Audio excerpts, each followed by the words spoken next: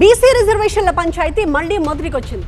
స్థానిక సంస్థల ఎన్నికల్లో బీసీలకు 42% రిజర్వేషన్ల అమలుకి హైకోర్టు బ్రేక్ వేసింది. దీంతో రిజర్వేషన్లపై అధికార విపక్షాలు మళ్లీ బ్లేమ్ గేమ్ మొదలుపెట్టాయి. అధికార పార్టీ బీజేపీ బీఆర్ఎస్ ను టార్గెట్ చేసింది. ఆ రెండు పార్టీల వల్లే రిజర్వేషన్లు ఆగిపోయాయని ఆరోపించింది. ఇంకొక వైపు రిజర్వేషన్ పేరుతో కాంగ్రెస్ డ్రామా అంతా బట్టబయలైంది అని బీజేపీ బీఆర్ఎస్ నేతలు రివర్స్ అటాక్ కి దిగారు. స్థానిక సంస్థల ఎన్నికల్లో బీసీలకు 42% రిజర్వేషన్లు కల్పించాలంటూ తెలంగాణ ప్రభుత్వం తీసుకొచ్చిన జీవో 9 పై హైకోర్టు స్టే ఇచ్చింది. దీంతో ఈ జీవో ఆధారంగా జారీ చేసిన స్థానిక సంస్థల ఎన్నికల షెడ్యూల్ కూడా ఆగిపోయింది. రాష్ట్ర ఎన్నికల సంఘం జారీ చేసిన తొలి విడత నోటిఫికేషన్ను రద్దు చేసింది. జీవో 9 పై హైకోర్టు స్టే ఇచ్చాక బీఆర్ఎస్ బీజేపీని టార్గెట్ చేసింది అధికార పార్టీ. బీఆర్ఎస్ బీజేపీ కుట్ర పన్ని రిజర్వేషన్లకు అడ్డుపడ్డాయని ఆరోపించారు మంత్రులు.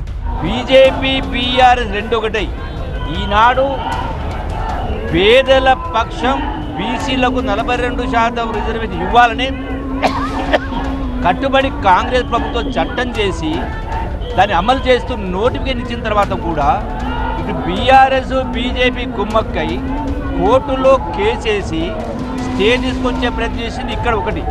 రెండవది అక్కడనేమో చట్టం పాస్ చేసిన తర్వాత ఆర్డినెన్స్ ఇచ్చిన తర్వాత గవర్నర్ ద్వారా రాష్ట్రపతికి పంపించే కబ్జా అక్కడ అడ్డుకునే కార్యక్రమం చేసింది బీజేపీ ప్రభుత్వం. బీజేపీ బీఆర్ఎస్ చేయించింది బీఆర్ఎస్, అక్కడ ఆమోదించకపోయింది బీజేపీ. రిజర్వేషన్ల విషయంలో కాంగ్రెస్ తెలంగాణ ప్రజలను మోసం చేసిందన్నారు మాజీ మంత్రి ఎర్రబెల్లి దయాకర్ రావు.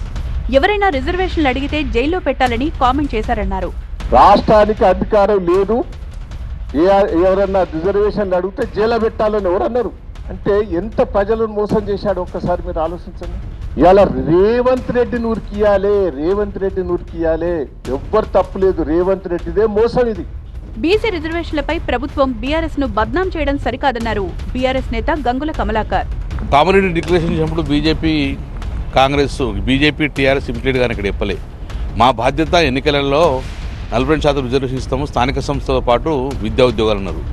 కానీ ఇప్పుడు ఏం చేసినంటే చట్టాన్ని వ్యతిరేకంగా పోవడం వలన నవ్వులపాలైంది ప్రభుత్వం. అది వాళ్ళకి నవ్వులపాలైతే తెలుసుకోవడంగా నెపం మావి నెట్టే ప్రయత్నం చేస్తారు. నెపమంతడంగా కాంగ్రెస్ పార్టీ భరించాలి, మోసం చేసిన గొంతు కోసిన మమ్మల్ని. హైకోర్టులో స్టే రావడంతో రాష్ట్ర ప్రభుత్వ చెంప చెల్లుమన్నది, గువ్వ గుయ్యమన్నది. చిల్లర జీవోతో చిల్లర రాజకీయాలు చేస్తున్న రేవంత్ రెడ్డికి ఇది పరాకాష్ట.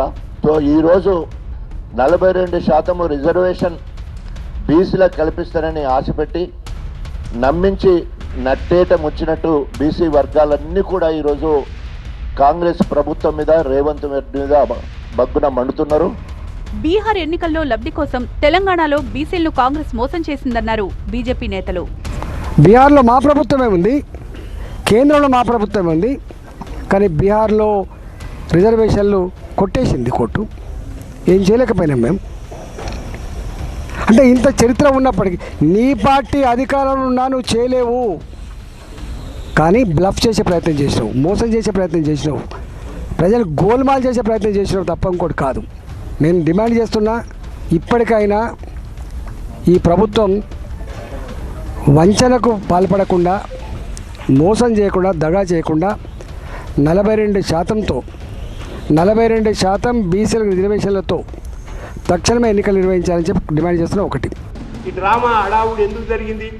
వాళ్ళ ఇన్ఛార్జ్ గారు ఇక్కడే ఉండి ఎందుకు డ్రామా నడిపిర్రు? నిజంగా రేవంత్ రెడ్డికి ఇష్టం లేదు ఇది చేయాలనేది, కానీ రాహుల్ గాంధీ ఇక్కడ పంపించి డ్రామా మొదలుపెట్టిండు. ఇప్పుడు ఎందుకు?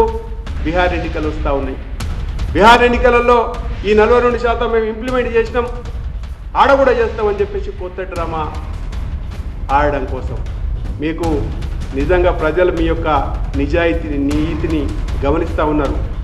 మరోవైపు బీసీ రిజర్వేషన్ల విషయంలో తాము చిత్తశుద్ధితో ఉన్నామంటోంది అధికార పార్టీ. 42% ప్రకారంగా ఇస్తామన్నాం, కట్టుబడి ఉంటాం. బీఆర్ఎస్ బీజేపీ చేసే దుష్ప్రచారాన్ని ప్రజలు నమ్మద్దంటున్నారు మంత్రులు.